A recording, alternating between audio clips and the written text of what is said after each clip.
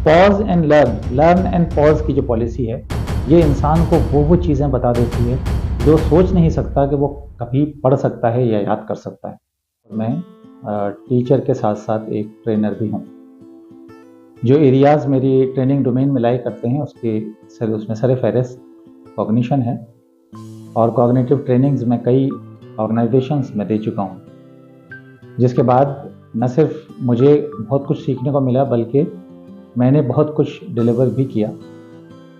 आज इस वीडियो को बनाने का मकसद एक टॉपिक है जिसको न्यूरोप्लास्टिसिटी कहते हैं।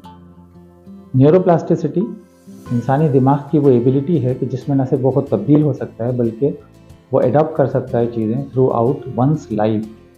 ये लाइफ टाइम लर्निंग के लिए यूज़ होने वाली इस्तिलाह है, और इस पर बहुत सारे बड़े बड़े स्कॉलर्स ने मैंने देखा है बोला है, जिसमें न्यूरोलॉजिस्ट भी शामिल हैं और उसमें प्रोफेसर्स और स्कॉलर्स भी शामिल हैं।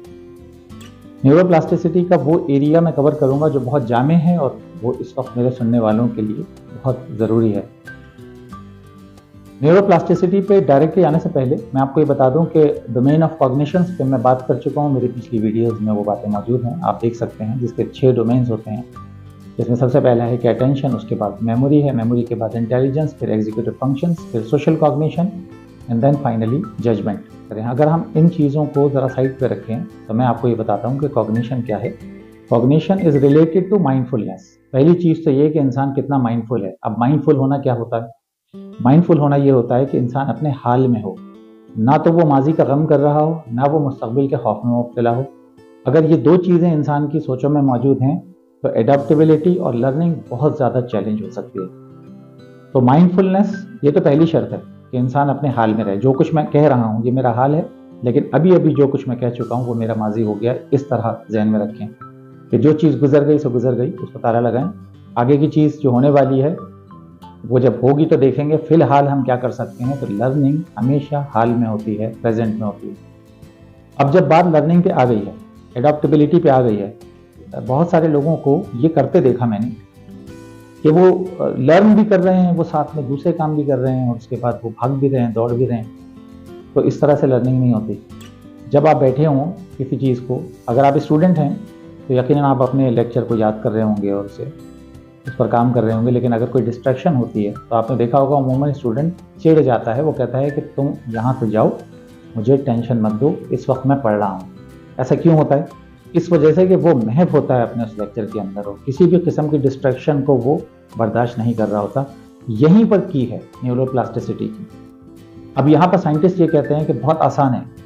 अगर आप किसी चीज़ को भी लर्न करना चाहते हैं जो कि आपका डोमेन नहीं भी है, तो उसको लर्न करना यूँ आसान है कि आप सबसे पहले उसको थोड़ा सा पढ़ें, जितना आप पढ़ सकते हैं 2-3 बार पढ़ें। उसके बाद आपको पॉज लेना है। पॉज किस तरह से लेना है? बहुत सारी कॉर्पोरेट ट्रेनिंग मैंने कराई जिससे मैं लोगों को सलाह देता हूँ। मैं कहता हूँ कि हेड डाउन कर लें आप इस तरह से और सो जाएं, या आप इस तरह से सर जो है वो अपनी कुर्सी की पुष्ट से टिका लें और आंखें बंद कर लें, और आंखें बंद करके ना तो माजी ना मुस्तकबिल दोनों की सोचों को हटाकर सिर्फ आप फोकस करें कि थोड़ी देर पहले आपने क्या पढ़ा था। ये pause and learn and pause की जो पॉलिसी है, ये इंसान को वो चीज़ें बता देती है जो सोच नहीं सकता कि वो कभी पढ़ सकता है या याद कर सकता है। अगर आप मेरी इस बात को जांचना चाहें तो ये बहुत आसान है। इस वक्त भी आपके आसपास कोई ना कोई ऐसी चीज़ पड़ी होगी, कोई रीडिंग मटेरियल पड़ा होगा, कोई पैकिंग पड़ी होगी किसी प्रोडक्ट की जिस पर उसकी स्पेसिफिकेशंस लिखी होंगी। इवन कोई दवा का कोई डब्बा आपके सामने होगा तो उसकी स्पेसिफिकेशंस को, या जो रीडिंग मटेरियल, कोई आर्टिकल अगर आपके सामने लिखा है तो उसकी हेडिंग को देखें गौर से। हेडिंग को देखकर हेडिंग को पढ़ें, आप बाआवाज़ बुलंद पढ़ें और उसके बाद सुकून से पढ़ें, और फाइनली आप पॉज में चले जाएं और पॉज में जाने के बाद उसको आप रिपीट करें 2-3 बार। उसके बाद फिर उसे देखें, फिर आप रिपीट करें।